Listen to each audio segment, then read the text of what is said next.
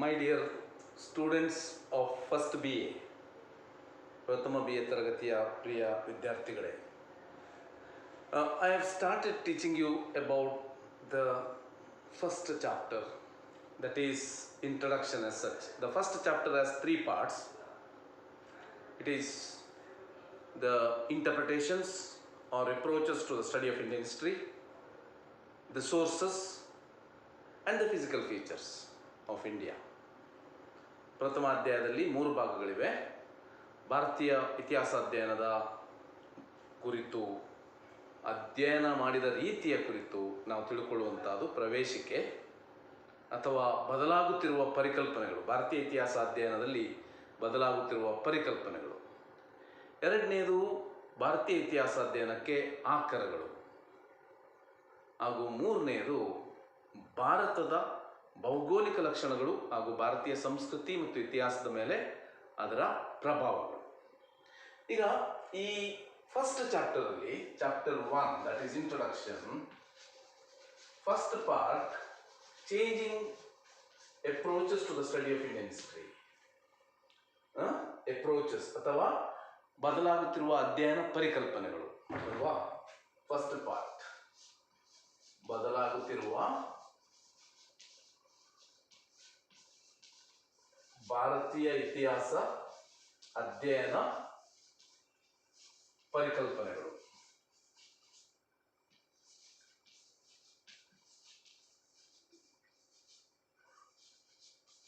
ಸರಿ ತಾನೆ? ಇದರಲ್ಲಿ ಈಗಾಗಲೇ ನಾವು ಹೇಗೆ ಪ್ರಾಚೀನ ಅಥವಾ ಪೌರಾಣಿಕ ಯುಗದ ಇತಿಹಾಸಕಾರ, ಹೇಗೆ ಮಧ್ಯಯುಗದಲ್ಲಿ ಇಸ್ಲಾಮಿಕ್ ಇತಿಹಾಸಕಾರ ಹಾಗೂ ಐರೋಪ್ಯರ ಆಗಮನ ಕಾಲದ ಇತಿಹಾಸಕಾರರು, ಇವುಗಳ ನಡುವಿನ ಅಧ್ಯಯನ ಪರಿಕಲ್ಪನೆಗಳ ಬದಲಾವಣೆಯನ್ನು ತಿಳ್ಕೊಂಡಿದ್ದೇವೆ. ಸೊ ಇದೇನು ಬರ್ತದೆ? ಪೌರಾಣಿಕ, ಇಸ್ಲಾಮಿಕ್ ಹಾಗೂ ಆರಂಭದ ಐರೋಪ್ಯ ಇತಿಹಾಸಕಾರರು. So we have studied about the Puranic or classical historian, Islamic historian and the early European historians. Early European ಅಂದಾಗ ಅಲ್ಲಿ ಏನೆಲ್ಲ ಹೇಳಿದೆ ನಾನು? ಆಡಳಿತಗಾರರು, ಅಡ್ಮಿನಿಸ್ಟ್ರೇಟರ್ಸ್, ಧರ್ಮ ಪ್ರಚಾರಕರು, the evangelist or the missionary historians. ಆಮೇಲೆ ಯುಟಿಲಿಟೇರಿಯನರು, ಉಪಯೋಗಿತಾವಾದಿಗಳು, ಇವರ ಬಗ್ಗೆ ಎಲ್ಲ ನಾವು ತಿಳ್ಕೊಂಡಿದ್ದೇವೆ. ಆಮೇಲೆ ನಾನು ಹೇಳಿದೆ, ನಾವು ಮುಂದಿನ ಅಧ್ಯಾಯದಲ್ಲಿ ಇಂಡಾಲಜಿಸ್ಟ್, ಓರಿಯೆಂಟಲಿಸ್ಟ್ ಅಂಡ್ ಇಂಪೀರಿಯಲಿಸ್ಟ್, ಈ 3 ಶಾಖೆಗಳ ಬಗ್ಗೆ ತಿಳಿದುಕೊಳ್ಳುವ ಅಂತೇಳಿ. ಇಂಡಾಲಜಿಸ್ಟ್ ಅಂದರೆ ಭಾರತವಾದಿಗಳು. ಭಾರತವನ್ನು ಕೇಂದ್ರೀಕೃತವಾಗಿ ಭಾರತೀಯ ಸಾಂಸ್ಕೃತಿಕ ಸಂಪತ್ತನ್ನು, ಭಾರತೀಯ ಚರಿತ್ರೆಯ ಶ್ರೇಷ್ಠತೆಯನ್ನು ಹೊಗಳುತ್ತಾ ಇತಿಹಾಸ ಅಧ್ಯಯನ ಮಾಡುವರು. ಅದೇ ರೀತಿ ಸ್ವಲ್ಪ ಭಿನ್ನವಾಗಿ ಓರಿಯೆಂಟಲಿಸ್ಟ್, ಪೌರ್ವಾತ್ಯವಾದಿಗಳು. ಪೌರ್ವಾತ್ಯ ಅಂದ್ರೆ ಪೂರ್ವದ ಸಂಸ್ಕೃತಿಯ ಶ್ರೇಷ್ಠತೆಯನ್ನು ಹೊಗಳುವವರು, ಪೂರ್ವದ ಇತಿಹಾಸ ಅಧ್ಯಯನ ಸಂರಚನೆಗಳನ್ನು ಹೊಗಳುವವರು ಪೌರ್ವಾತ್ಯವಾದಿಗಳು. ಆಮೇಲೆ ನೆಕ್ಸ್ಟ್ ಇಂಪೀರಿಯಲಿಸ್ಟ್, ಸಾಮ್ರಾಜ್ಯತಾವಾದಿಗಳು, ಸಾಮ್ರಾಜ್ಯಶಾಹಿವಾದಿಗಳು. ಐರೋಪ್ಯ ಸಾಮ್ರಾಜ್ಯಶಾಹಿತ್ವದ ಶ್ರೇಷ್ಠತೆಯನ್ನು ಗಮನದಲ್ಲಿಟ್ಟು ಐರೋಪ್ಯ ಸಾಮ್ರಾಜ್ಯಶಾಹಿತ್ವವನ್ನು, ಬ್ರಿಟಿಷ್ ಸಾಮ್ರಾಜ್ಯಶಾಹಿತ್ವವನ್ನು ಬಲಪಡಿಸುವ ಇತಿಹಾಸಕಾರರು. ಹೀಗೆ ನಾವು ನೋಡ್ಬೋದು ಈ 3 ಶಾಖೆಗಳನ್ನು ಅಂತ ಹೇಳಿದೆ. ಈಗ ನಾವು ಇಂಡಾಲಜಿಸ್ಟ್ ಮತ್ತು ಓರಿಯೆಂಟಲಿಸ್ಟ್ ಅನ್ನು ಮೊದಲು ಅಧ್ಯಯನಕ್ಕೆ ತೆಗೆದುಕೊಳ್ಳುವ. ಇಂಡಾಲಜಿಸ್ಟರ ಪ್ರಕಾರ ಭಾರತವು ಶ್ರೇಷ್ಠವಾದ ಸಂಸ್ಕೃತಿ ಪರಂಪರೆಯಾಗಿದೆ, ಇಲ್ಲಿಯ ಇತಿಹಾಸ ಇಡೀ ಲೋಕಕ್ಕೆ ಮಾರ್ಗದರ್ಶಿಯಾದದ್ದು ಎಂದು ಅವರ ವಾದ. ಫ್ರಾನ್ಸಿಸ್ ಗ್ಲಾಡ್ವಿನ್ 5ನೇ ಅಕ್ಬರಿಯನ್ನು ಪರಿಷ್ಕರಿಸಿ ಪ್ರಕಟಿಸಿದನು. ನೆಥಾನಿಯಲ್ ಹಾಲ್ಹೆಡ್ ಜೆಂಟು ಲಾಸ್, ಜೆಂಟು ಅಂದರೆ Gentiles who are not Christians ಅಂತೇಳಿ ಅರ್ಥ, ಜೆಂಟು ಲಾಸ್ ಎನ್ನುವ ಗ್ರಂಥವನ್ನು ಬರೆದರು. ಚಾರ್ಲ್ಸ್ ವಿಲ್ಕಿನ್ಸ್, ಜೊನಾಥನ್ ಡಂಕನ್ ಇವರು ಇತರ ಶ್ರೇಷ್ಠ ಇಂಡಾಲಜಿಸ್ಟರು. ಇವರ ಅಧ್ಯಯನದಲ್ಲಿ ಸತ್ಯನಿಷ್ಠತೆಗಿಂತ ವಿಸ್ಮಯತೆಗೆ, ಭಾರತೀಯ ಪರಂಪರೆಯ ವೈಭವವನ್ನು ಹೊರತರಲು, ಭಾರತೀಯ ಸಂಸ್ಕೃತಿಯ ಶ್ರೇಷ್ಠತೆಯನ್ನು ಸಾರಲು ಹೆಚ್ಚು ಗಮನ ನೀಡುವುದನ್ನು ನಾವು ನೋಡ್ತೇವೆ. ಈ ಎಲ್ಲ ಅಧ್ಯಯನ ಶಾಖೆಗಳಿಂದ ಭಾರತೀಯ ಇತಿಹಾಸ ಅಧ್ಯಯನಕ್ಕೆ ಲಾಭವೇ ಆಗಿದೆ. ಅದರ ಸೀಮಿತತೆಗಳು ಇರಬಹುದು. There is no one school of history studying Indian history which is perfect. ಯಾವುದು ಒಂದು ಸ್ಪಷ್ಟ ಪೂರ್ತಿ ಸರಿ ಅಂತ ಹೇಳಿಕ್ಕಾಗೋದಿಲ್ಲ. ಎಲ್ಲ ಅವರವರ ಮಟ್ಟಿಗೆ ಸರಿ. ಮತ್ತು ಎಲ್ಲ ಶಾಖೆಗಳ ಅಧ್ಯಯನಗಳಿಂದ ನಮ್ಮ ಇತಿಹಾಸ ಅಧ್ಯಯನದ ಪರಂಪರೆ ಏನಿದೆ ಅದು ಬೆಳೆದಿದೆ. ನಿರಂತರ ಕೊಡುಗೆಗಳು, ಬೇರೆ ಬೇರೆ ರೀತಿಯ ಕೊಡುಗೆಗಳು ಸಿಕ್ಕಿವೆ. For example, Indologist took interest in Indian art and architecture. ಭಾರತೀಯವಾದಿಗಳು ಭಾರತೀಯ ವಾಸ್ತು ಸ್ಮಾರಕಗಳ ಸಂರಕ್ಷಣೆಗೆ, ಅವುಗಳ ಅಧ್ಯಯನಕ್ಕೆ, ಅವುಗಳನ್ನು ಬಲಪಡಿಸುವುದಕ್ಕೆ ಹೆಚ್ಚಿನ ಗಮನವನ್ನು ನೀಡಿದರು. ಇದರಿಂದ ನಮ್ಮ ವಾಸ್ತು ವೈಭವ, ಬೇರೆ ಬೇರೆ ರಾಜವಂಶಗಳ ವಾಸ್ತು ವೈಭವ ಅವರಿಂದ ಪೂರಕವಾಗಿ ನಮಗೆ ಬೆಳಕಿಗೆ ಬಂತು. ಫಾರ್ ಎಕ್ಸಾಂಪಲ್, ಅಜಂತಾ ಎಲ್ಲೋರದ ಗುಹೆಗಳು. It is the famous Indologist who went, searched, studied and wrote about them ಅಲ್ವಾ? ಅಥವಾ ಬಾದಾಮಿ ಐಹೊಳೆ ಪಟ್ಟದಕಲ್ಲು. ಬಾದಾಮಿ ಐಹೊಳೆ ಪಟ್ಟದಕಲ್ಲು ಚಾಲುಕ್ಯರ ಸ್ಮಾರಕಗಳು ವಾಸ್ತು ವೈಭವವನ್ನು ಸಾರ್ತವೆ. ಅವುಗಳನ್ನು ಬೆಳಕಿಗೆ ತಂದವರು Indologist. So they have their own contribution. ಅದರಿಂದ ಆಮೇಲೆ ಈಗ ನೋಡಿ, ಬೆಂಜಮಿನ್ ಲೂಯಿಸ್ ರೈಸ್ ಭಾರತೀಯ ಶಾಸನಗಳ ಬಗ್ಗೆ, ವಿಶೇಷವಾಗಿ ಕರ್ನಾಟಕದ ಶಾಸನಗಳ ಬಗ್ಗೆ ಅಷ್ಟೊಂದು ಅಧ್ಯಯನ ಮಾಡಿದ್ದರಿಂದ ನಮಗೆ ಇವತ್ತು ನಮ್ಮ ಕರ್ನಾಟಕದ ಇತಿಹಾಸಕ್ಕೆ ತುಂಬ ಪೂರಕ ಮತ್ತು ಪ್ರೇರಕ ಶಕ್ತಿ ಸಿಕ್ಕಿದೆ. Next school is orientalist. Orient ಅಂದರೆ ಪೂರ್ವ, ಆಕ್ಸಿಡೆಂಟ್ ಅಂದರೆ ಪಶ್ಚಿಮ. ಪೂರ್ವದ ಇತಿಹಾಸ ಸಂಸ್ಕೃತಿಯ ಬಗ್ಗೆ ಹೆಚ್ಚಿನ ಗಮನ ಕೊಟ್ಟವರು, ಅಥವಾ ಅದನ್ನು ವೈಭವೀಕರಿಸಿ ಅದನ್ನು ಹೊಗಳಿ ಅಧ್ಯಯನದ ಬೆಳಕಿಗೆ ತಂದವರು ಓರಿಯೆಂಟಲಿಸ್ಟ್. ಓರಿಯೆಂಟಲಿಸ್ಟ್ರಲ್ಲಿ ಮಹತ್ವದ ಹೆಸರು ಸರ್ ವಿಲಿಯಂ ಜೋನ್ಸ್. ನಿಮಗೆ ಗೊತ್ತಿದೆ, ವಿಲಿಯಂ ಜೋನ್ಸನು 1770 ನಂತರ ಭಾರತಕ್ಕೆ ಬರ್ತಾನೆ. ಇಂಗ್ಲಿಷ್ ಈಸ್ಟ್ ಇಂಡಿಯಾ ಕಂಪನಿಯ ನ್ಯಾಯಿಕ ಅಧಿಕಾರಿಯಾಗಿ ಬರ್ತಾನೆ. ಆದರೆ ಅವನು ಭಾರತೀಯ ಭಾಷೆಗಳನ್ನು ಕಲಿಯಲು, ಇನ್ನೊಂದು ವಿಷಯ ನಾವು ತಿಳ್ಕೊಳ್ಬೇಕು, ಭಾರತೀಯ ಭಾಷೆಗಳ ಕಲಿಕೆಗೆ ಐರೋಪ್ಯ ಓರಿಯೆಂಟಲಿಸ್ಟರು ತುಂಬ ಕೊಡುಗೆ ನೀಡಿದ್ದಾರೆ. ಅವರದೇ ಅಗತ್ಯಗಳಿಗಾಗಿರ್ಬೋದು, maybe for their own reasons, but it has benefited our study. ಇವತ್ತು ನಾವು ಯಾವ ಒಂದು ಮಾದರಿಯಲ್ಲಿ ಭಾಷೆಗಳ ಅಧ್ಯಯನ ಮಾಡ್ತಾ ಇದ್ದೇವೆ ಅದು ಐರೋಪ್ಯ ಮಾದರಿ. ಈಗ ಅದರಿಂದ ನಮ್ಮ ಅಧ್ಯಯನದ ದಾರಿ ತಪ್ಪಿತ್ತು ಹೀಗೆಲ್ಲ ನಾವು ಹೇಳ್ಬೋದು. But they have done their own work. ನಮಗೇನು ಅವರು ಕೈಕಟ್ಟಿ ಹಾಕಿಲ್ಲ. ನೋಡಿ, ನಮ್ಮ ಕೆಲಸವನ್ನು ನಾವು ಮಾಡ್ಬೋದು, ನಮ್ಮ ಅಧ್ಯಯನವನ್ನು ನಾವು ಮಾಡ್ಬೋದು. ಅವರ ಅಧ್ಯಯನದ ಹಸಿವನ್ನು ನಾವು ಅರ್ಥ ಮಾಡಿಕೊಳ್ಬೇಕು. So due should be given. ನಾವು ಸರ್ ವಿಲಿಯಂ ಜೋನ್ಸ್ ಏನು ಮಾಡಿದರು ಅಂದರೆ, ಅವರು ಸಂಸ್ಕೃತ ಅಧ್ಯಯನ ಮಾಡ್ತಾ ಸಂಸ್ಕೃತ ಮತ್ತು ಇತರ ಭಾಷೆಗಳು, Indo European languages, Latin, French, Spanish ಭಾಷೆಗಳ ನಡುವಿನ ಸಾಮ್ಯವನ್ನು ತಿಳ್ಕೊಂಡ್ರು. ಫಾರ್ ಎಕ್ಸಾಂಪಲ್, ಗೋ, ಸಂಸ್ಕೃತದಲ್ಲಿ ನಾವು ಗೋ ಅಂತೇವೆ, ಇಂಗ್ಲಿಷ್ನಲ್ಲಿ ಕೌ ಅಂತಾರೆ. ಗ್ರಾಸ್, ಗ್ರಾಸ, ಮದರ್, ಮಾತೆರ್, ಮುದೇರ್, ಮಾತೃ, ಪಿತೃ, ಫಾದರ್, ಪಾತೆರ್. ಇವೆಲ್ಲ ಬೇರೆ ಬೇರೆ ಭಾಷೆಗಳಲ್ಲಿ ಸಾಮ್ಯ ಇರುವುದನ್ನು ತಿಳ್ಕೊಂಡು ಅಧ್ಯಯನ ಮಾಡುತ್ತಾ ಅವ್ರು ಏನು ಹೇಳಿದ್ರಂದರೆ, ಈ ಆರ್ಯನ್ ಲ್ಯಾಂಗ್ವೇಜ್ ಅಂದರೆ ಸಂಸ್ಕೃತ ಭಾಷೆ ಮತ್ತು ಇಂಡೋ ಯುರೋಪಿಯನ್ ಭಾಷೆಗಳು ಅವುಗಳ ಮೂಲ ಒಂದೇ ಆಗಿರ್ಬೋದು ಎನ್ನುವ ಸಿದ್ಧಾಂತವನ್ನು ಮುಂದಿಟ್ಟರು.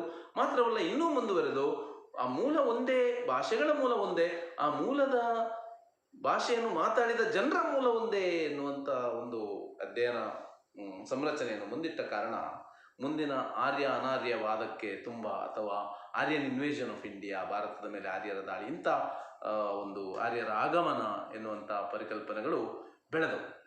ಇದು ಮುಂದೆ ದೀರ್ಘಕಾಲ ಇವತ್ತಿಗೂ ಕೂಡ ಅಧ್ಯಯನಾತ್ಮಕ ಸವಾಲಾಗಿ ಉಳಿದಿದೆ. ಇದರ ಬಗ್ಗೆ ಇನ್ನೂ ಆಳವಾದ ಅಧ್ಯಯನ ನಡೀತಾ ಇದೆ. ಸತ್ಯ ಎನ್ನುವುದು, ಇತಿಹಾಸದಲ್ಲಿ ಸತ್ಯಕ್ಕೆ ಕೊನೆ ಇಲ್ಲ, ಅದು ನಿರಂತರ ಹುಡುಕಾಟ. ಇತಿಹಾಸ ಎನ್ನುವುದು ನಿರಂತರ ಹುಡುಕಾಟ. ಆದ್ದರಿಂದ ಇನ್ನೂ ಹೆಚ್ಚಿನ ಬೆಳಕು ಅಂತ ಹೇಳ್ಬೋದು ನಾವು. ಪರ್ಫೆಕ್ಟ್ 100% ನಾವು ಮುಟ್ಲಿಕ್ಕೆ ಆಗೋದಿಲ್ಲ. ಇತಿಹಾಸ ಅಧ್ಯಯನ ಅಥವಾ ಇತಿಹಾಸ ಸಂಶೋಧನೆಯಲ್ಲಿ 0ದಿಂದ 100 ಇಲ್ಲ, 20 to 80. ಇವತ್ತು ಎಷ್ಟು ಅಧ್ಯಯನ ಆಗಿರ್ತದೆ ಅದಕ್ಕಿಂತ ಹೆಚ್ಚಿನ ಅಧ್ಯಯನ ನಾಳೆ ಆಗ್ತದೆ, ನಾಳೆ ಆದ ಅಧ್ಯಯನಕ್ಕಿಂತ ಹೆಚ್ಚಿನ ಅಧ್ಯಯನ ನಾಡಿದ್ದು ಆಗ್ತಾ ಇರ್ತದೆ. ಅದು ಇತಿಹಾಸದ ಅಧ್ಯಯನದ ನಿರಂತರತೆ. ಆದರೆ ಒಂದು ದೊಡ್ಡ ಪರಿಕಲ್ಪನಾತ್ಮಕ ಸವಾಲು, ಕಾನ್ಸೆಪ್ಚುವಲ್ ಕ್ವೆಶ್ಚನ್ ಅನ್ನು ಸರ್ ವಿಲಿಯಂ ಜೋನ್ಸರು ಸಂರಚಿಸಿ ಇಟ್ಟರು. ಅವರ discourse on the institution of a society for enquiring into the history, civil and natural, the antiquities, arts, sciences and literature of Asia ಎನ್ನುವ ಗ್ರಂಥ. A discourse on the institution of a society for enquiring into the history, civil and natural, the antiquities, arts, sciences and literature of Asia ಎನ್ನುವ ಗ್ರಂಥವು orientalist ಅಧ್ಯಯನದಲ್ಲಿ ಮಹತ್ವದ ಒಂದು ಕೃತಿಯಾಗಿದೆ. ಅದು ಮುಂದಿನ ಎಲ್ಲ ಅಧ್ಯಯನಗಳಿಗೆ ದಾರಿ ಬಿಡಿಸಿದೆ. ಅದೇ ರೀತಿ ಇನ್ನೊಬ್ಬ ಮುಖ್ಯ ಓರಿಯೆಂಟಲಿಸ್ಟ್ ಪಂಡಿತ ಫ್ರೆಡರಿಕ್ ಮ್ಯಾಕ್ಸ್ ಮುಲ್ಲರ್, ನಿಮಗೆಲ್ಲ ಗೊತ್ತಿರಬಹುದು. ಆತನು ಜರ್ಮನ್ ದೇಶದವ. ತನ್ನನ್ನೇ ಶರ್ಮಣ್ಯ ದೇಶಸ್ಯ ಮ್ಯಾಕ್ಸ್ ಮೋಕ್ಷ ಮೂಲದ ಭಟ್ಟ ಎಂದು ಕರೆದುಕೊಂಡರು. ಮ್ಯಾಕ್ಸ್ ಮುಲ್ಲರರು ಸಂಸ್ಕೃತ ಭಾಷೆಯ ಸಂಪತ್ತಿನಿಂದ ಎಷ್ಟು ಪ್ರಭಾವಿತರಾಗಿದ್ದರು ಅಂದರೆ ತಮ್ಮ ಹೆಸರನ್ನೇ ಬದಲಿಸಿ ಜರ್ಮನಿ ದೇಶದ ಮ್ಯಾಕ್ಸ್ ಮುಲ್ಲರ್ ಎನ್ನುವುದನ್ನು ಬಿಟ್ಟು ಶರ್ಮಣ್ಯ ದೇಶಸ್ಯ ಮೋಕ್ಷ ಮೂಲ ಭಟ್ಟ ಎಂದು ಕರೆದುಕೊಳ್ತಾರೆ. ಮ್ಯಾಕ್ಸ್ ಮುಲ್ಲರರು ಉಪನಿಷತ್ತುಗಳು, ವೇದಗಳು ಮುಂತಾದ ಭಾರತೀಯ ಸಾಹಿತ್ಯದ ಸಂಪತ್ತಿನಿಂದ ಆಕರ್ಷಿತರಾಗಿ ಅವುಗಳನ್ನು ಅಧ್ಯಯನ ಮಾಡ್ತಾರೆ, ಅವುಗಳನ್ನು ಕೋಡಿಫೈ ಮಾಡ್ತಾರೆ. ವಾಸ್ತವವಾಗಿ ಅವುಗಳನ್ನು ಪುಸ್ತಕ ರೂಪಕ್ಕೆ ತರ್ತಾರೆ. ಆ ತನಕ ವೇದಗಳು ವಾಟ್ ಈಸ್ ಹರ್ಡ್, ಶ್ರುತ ಮತ್ತು ಸ್ಮೃತ, ವಾಟ್ ಈಸ್ ರಿಮೆಂಬರ್ಡ್, ಕೇಳಿದ್ದು ಮತ್ತು ನೆನಪಲ್ಲಿಟ್ಟುಕೊಂಡದ್ದು, ಅದಕ್ಕೆ ನಾವು ಶ್ರುತಿಗಳು ಸ್ಮೃತಿಗಳು ಎಂದು ಹೇಳ್ತೇವೆ. ವೇದಗಳು, ಉಪನಿಷತ್ತುಗಳು, ಪುರಾಣಗಳು ಇವೆಲ್ಲವೂ ಓರಲ್ ಟ್ರೆಡಿಷನಲ್ಲಿದ್ದವು ಅಥವಾ ಮೌಖಿಕ, ದೇವರ್ ಇನ್ ಓರಲ್ ಟ್ರೆಡಿಷನ್. ದೇವರ್ codified by Max Muller. Codified ಅಂದರೆ ಗ್ರಂಥ ರೂಪಕ್ಕೆ ತಂದರು, ಅಧ್ಯಯನ ಮಾಡಿದರು. ಅವರು ಭಾರತೀಯ ಸಂಸ್ಕೃತಿ, ಭಾರತೀಯ ಭಾಷೆ, ಭಾರತೀಯ ಪರಂಪರೆ, ಭಾರತೀಯ ಇತಿಹಾಸದಿಂದ ಅತೀವವಾಗಿ ಪ್ರಭಾವಿತರಾಗಿದ್ದರು. ಕೆಲವೊಂದು ಕಡೆ ಇದರ ಪರಿಣಾಮದಿಂದಾಗಿ ಅತಿಶಯೋಕ್ತಿ ಕೂಡ, exaggeration has come out. He wrote a book called India, What Can It Teach Us? India, What Can It Teach Us? Bharat ನಮಗೆ ಏನು ಕಲಿಸಬಹುದು ಎನ್ನುವ ಗ್ರಂಥವನ್ನು ಬರೆದರು. ಅದು ಮಾತ್ರವಲ್ಲ, on the religion and philosophy of the Hindus ಎನ್ನುವ ಗ್ರಂಥವನ್ನು ಬರೆದ Henry Thomas Colebrooke, HT Colebrooke. ಹಿಂದೂ ಮುಸ್ಲಿಂ ಕಾನೂನುಗಳ ಬಗ್ಗೆ ಮಹತ್ವದ ಗ್ರಂಥಗಳನ್ನು ಬರೆದ Horace Hayman Wilson, HH Wilson, ಇವರೆಲ್ಲ ಪ್ರಮುಖ ಓರಿಯೆಂಟಲಿಸ್ಟ್ ಪಂಡಿತರು, ಪೌರ್ವಾತ್ಯವಾದಿ ಪಂಡಿತರು. So I already told you that Sir William Jones, Max Muller, HT Colebrook, Henry Thomas Colebrook, Horace Eamon Wilson, HH Wilson, these are all important Orientalist writers. Now these Orientalist writers also worked a lot for the study of our monuments, our painting, our sculptures, our literary work, ancient literary works, and this has helped a lot in the development of our education about Indian history. ಭಾರತೀಯ ಇತಿಹಾಸದ ಕುರಿತು ನಮ್ಮ ಅಧ್ಯಯನದಲ್ಲಿ ಇವರ ಪಾತ್ರ ಮಹತ್ವದ್ದಾಗಿದೆ. ಗೊತ್ತಾಯ್ತಾ? ಈಗ ಓರಿಯೆಂಟಲಿಸ್ಟರು ಮತ್ತು ಇಂಡಾಲಜಿಸ್ಟರಲ್ಲಿ ನಾವು ಅಧ್ಯಯನಾತ್ಮಕ ಆತುರತೆಯನ್ನು ಕಾಣ್ತೇವೆ. ಒಂಥರ ಮಗುವಿನ ಮುಗ್ಧತೆಯಿಂದ, ಆತುರತೆಯಿಂದ ಅವರು ಕಲಿಕೆಯನ್ನು ನಡೆಸುವುದನ್ನು ಕಾಣ್ತೇವೆ.